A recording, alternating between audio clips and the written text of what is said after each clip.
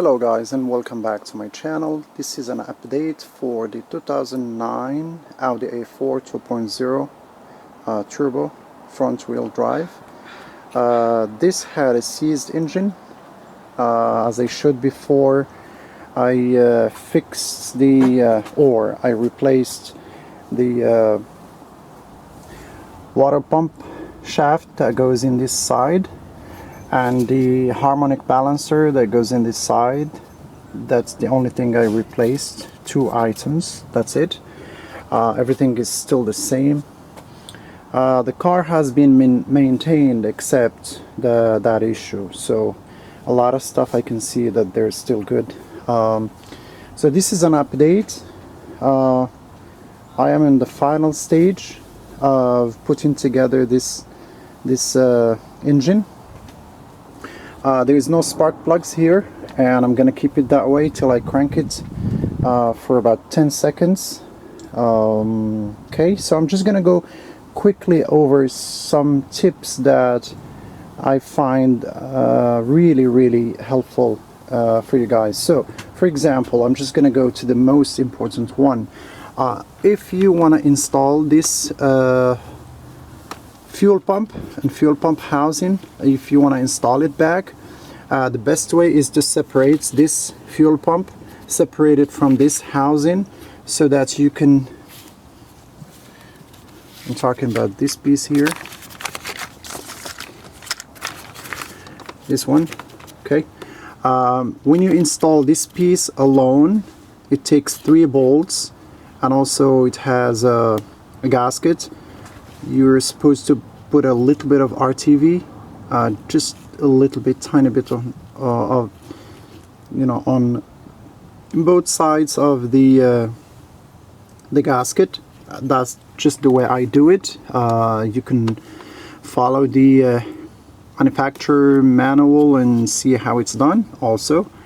But I find it super easy to install this one first. Then you wanna crank this one by hand till the cam follower is facing a flat surface. Do not make it face the curved side of the camshaft. Okay, so there's so many connectors, so many things to do. It's not just an easy job. It's so many details, and you have to remember everything, and just, you know, take your time and put everything together step by step. So one thing is, for example, these connectors, first of all the reach, and second of all the shape or size, so you won't be able to switch them even if you want to switch them. So that's a good thing. For example, I'll just give you a quick example. This one here, as you can see, well, there's no other way you can put it. The only option here is you know, the only, you know, like this one for example.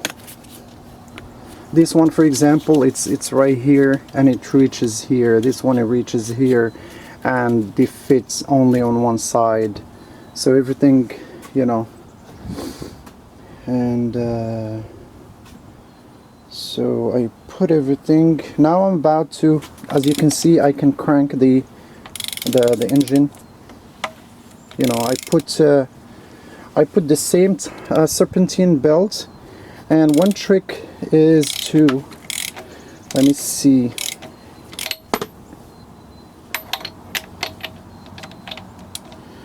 if you're planning on putting the same serpentine belt, put an arrow of the motion. I'm trying to show you the one that I put here. I don't see it, but anyway, you just take a marker and put an arrow here, so that you know the direction of the rotation, so that you put it the same way. Okay. Another tip is that, for example, this takes a little bit of RTV, and you don't want your fuel pump to be leaking. Okay, this also takes a little bit of RTV just on this corner here and a little bit here. This takes you know, the black silicone or whatever you choose you want to put according to the manufacturer manual. I put just black silicone. I buy it from O'Reilly. I'm not doing commercial for anyone, this is just what I do. So one really important tip is that do not plan on putting this RTV today and crank the car today. Okay, so you want to give it at least 24 hours before you even pour oil here. So with that being said, my car is still dry, doesn't have any single drop of oil, but this silicone here, as you can see, it's coming out. It's already dry, okay, because I put it I think a day and a half ago, if I still remember. Another very important tip, okay, so before you put this, you're gonna put RTV on it, and you're gonna put RTV around these things here, okay, and when you press with the bolts, you have 22 bolts. When you bolt it down, there will be an excess coming out of those edges. There will be a little bit of excess. Let's see if I can get a light.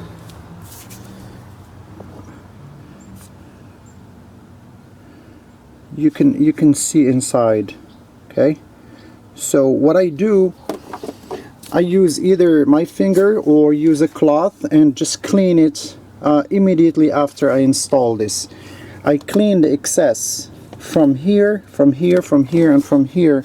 I clean it with a nice clean cloth, and so that it doesn't make it super hard to install or remove the coils, okay.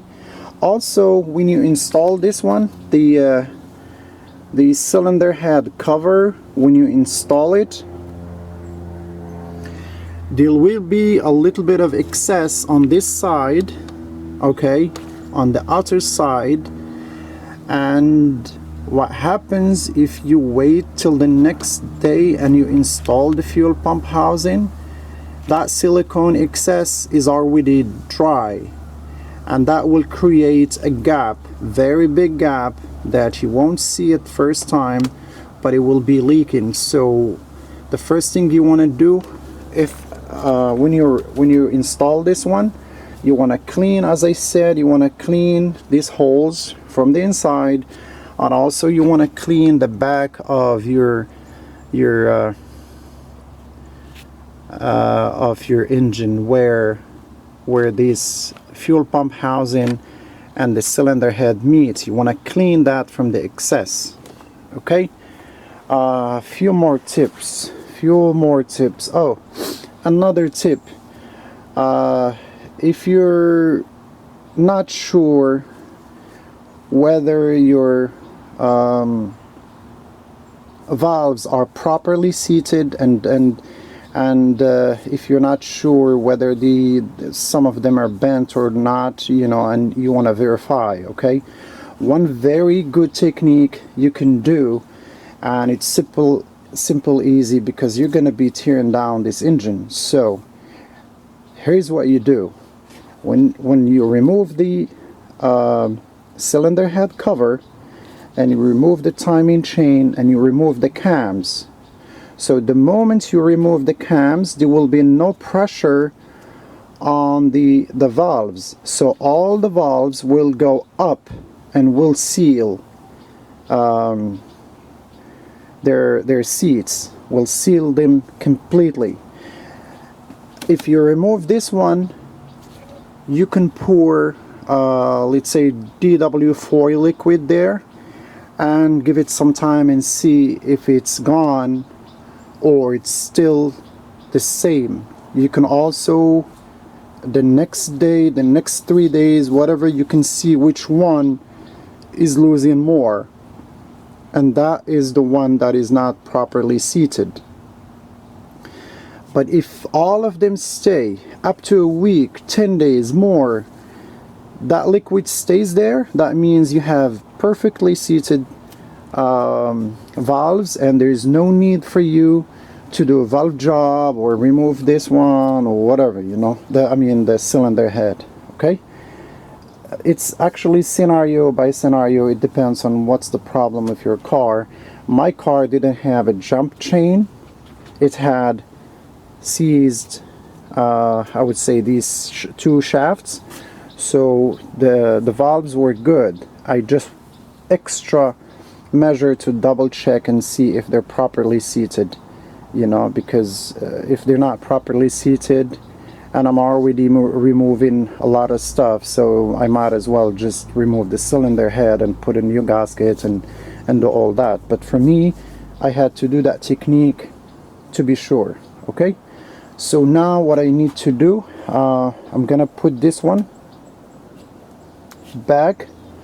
Another trick or technique is to put the car in a service position. You're gonna have to disconnect this one. You're gonna have to disconnect it.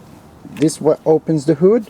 So the moment you disconnect this one, you want to come here and remove this one, because if you forget, the moment you put this back here, just for whatever reason, you slam the hood, it's gonna lock and you won't be able to open it easily. You can open it, but it won't be easy. So the moment you open this one, you want to remove the lock. Okay, so this is an update. I will also include a short addition when I try to crank the car and see how it goes. Okay, stay tuned.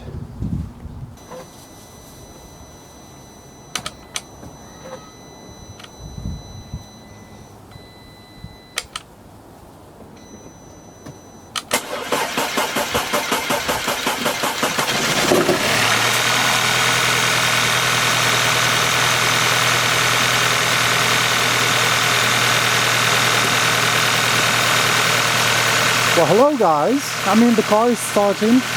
I can see that it's not shaking.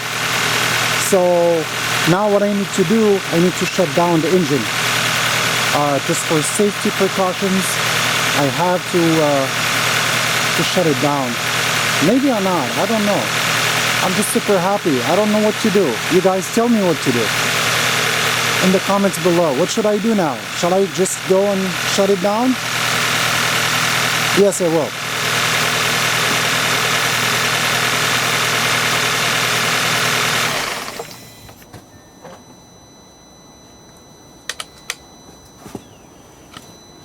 Okay guys, I shut down the engine as I told you.